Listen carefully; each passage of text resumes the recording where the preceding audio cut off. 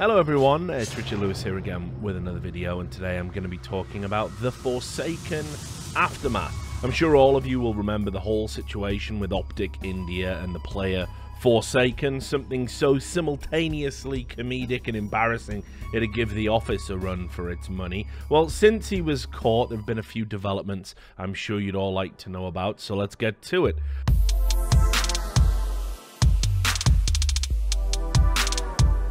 We'll start with Forsaken himself.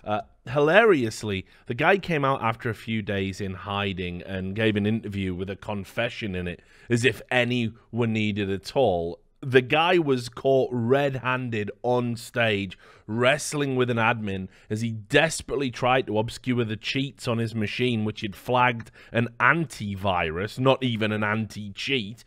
So the notion that we need this sack of shit to come out and say, guess what, guys, I did it, is so fucking stupid. And it totally speaks to how narcissistic this guy is, that he'd have one last clamor for attention before he tries to sneak back in a year under another name. Trust me, that'll happen. So we did this interview with a website called AFK Gaming, and I'll give him his due. He copped to everything pretty much. No excuses, just, yeah, I cheated, I did it all the time, and I don't do it for any good reason other than I wanted to be the best. He said in this interview, I didn't have any financial pressure, any family pressure, or anything as a reason to cheat. It was all me. It was all me who wanted to win every game, wanted to be perfect in every aspect of the game. I was confident in my decision-making, I was confident in understanding of the game, etc., but was never confident in my aim. So to compensate that lack of confidence in aim, I had to choose the wrong path. He also showed a complete lack of awareness of just how much the cheats helped him not be totally trash, claiming that they only gave him a slight advantage in his aim.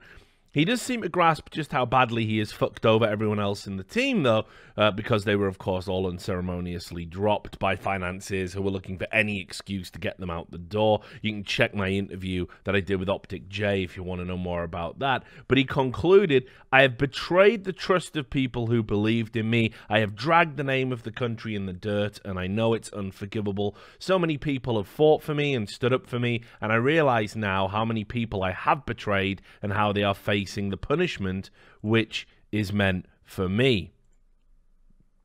When it comes to people defending him, yeah, that's a bit of a head-scratcher. Every pro player who reached out for a report I did over on VP Esports with the help of another young reporter called Bren said that Forsaken was known for two things in the scene: boosting accounts and cheating. And he had already got a string of accounts VAC banned by using private cheats to level them up.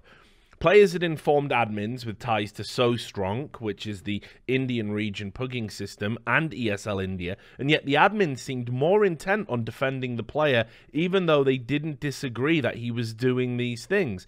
Here's a screenshot of an ESL and SoStrong admin allegedly intervening to cover up irregularities with account IDs after his history of account selling and sharing. And it gets even murkier when you look at the ESL partnership with SoStrong in that region. A lot of overlap between SoStrong and ESL, mostly through the ESL India product head Aditya Shah, who was not only just in charge of ESL India, but was also a former SoStrong employee who controlled the Facebook page where most of the pros were complaining about Forsaken's past. Several pros that were spoke to attested to Shah deleting posts, even the ones containing evidence, to try and deflect from any allegations towards Forsaken, while simultaneously leaving up posts defending him from his teammates and SoStrong admins, as you can see here.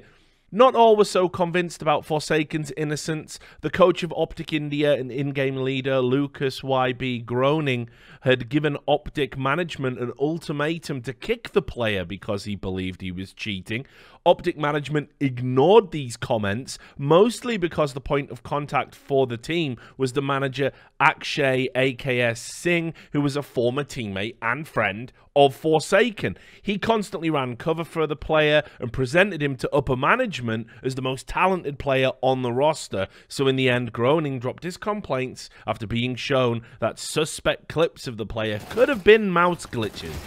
So the situation is already embarrassing and mired in the kind of petty corruption you'd not want anywhere near your brand, even if you were some bedroom organization, let alone ESL and Optic Gaming. Optic, though, only had to kick the team to distance themselves, which they did without any announcements about whether or not they would continue to support Indian esports in the future. Spoiler, they won't. Things got worse for ESL, though, when they conducted their own investigation and found that the shitty public cheat that he had been using was still traceable on the SSD that he had used during the ESL India Premiership Finals, which, unsurprisingly, Optic India had won, taking home approximately $7,000 in the process.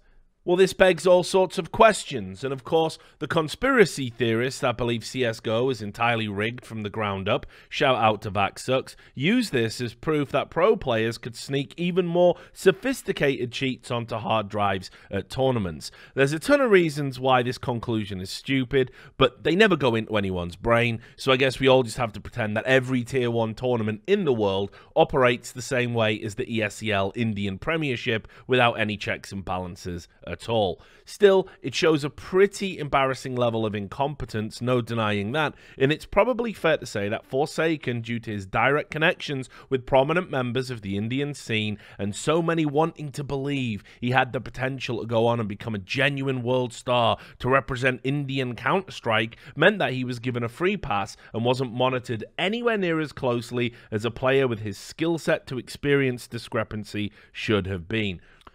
To put that skill set into some broader context for you all, analysis done by DataTool160, who I think are pretty fucking rad by the way, said he had the same reaction time as the best player in the world, Simple, even faster than the likes of Magisk Boy from the best team in the world, Astralis. He won 38% of his 1v2 clutches, which is absolutely insane, and even had a higher engagement accuracy, a stat that shows how frequently a player gets to use their weapon or does damage when engaged by an opponent, than any player in the top 3 teams in the world.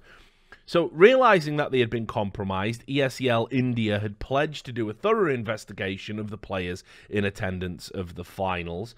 Crucially, though, they decided to replay the whole fucking final again, which is a good move overall, but it would have to be from local LAN cafes, which sort of takes away from any grandeur the winners would experience celebrating victory in front of a dozen apathetic Road Rash players. Forsaken's punishment? Well, because the Esports Integrity Coalition believes in meting out proportionate justice, and ESL has agreed to follow the guidance of ESIC in matters pertaining to discipline, he was issued with a 5-year ban from competing in all ESIC-regulated tournaments. Valve didn't weigh in, and are unlikely to do so, because their stance is that they do not mirror bans issued by the tournament organizers, and only issue lifetime bans from Valve competitions in either an instance of a VAC ban triggering or definitive proof of match fixing. So theoretically, there is a universe where Forsaken could be playing for a team in a minor qualifier that is run by a non-ESIC partner and could qualify for a Valve tournament, but given that people were saying they were waiting for him at the airport when he came back from his last tournament, I doubt very much LAN will be on his agenda for a while. I saw a lot of people commenting on the last video that this meant the end of Indian esports as a whole. Very, very unlikely. It's a stupid and uninformed opinion. India has already had its fair share of esports scandals, most notably the Indian Gaming Carnival, which was a complete fake event that advertised $300,000 worth of prizes, but looked like this, and had a very prominent team, Moscow 5, get robbed while they were in attendance.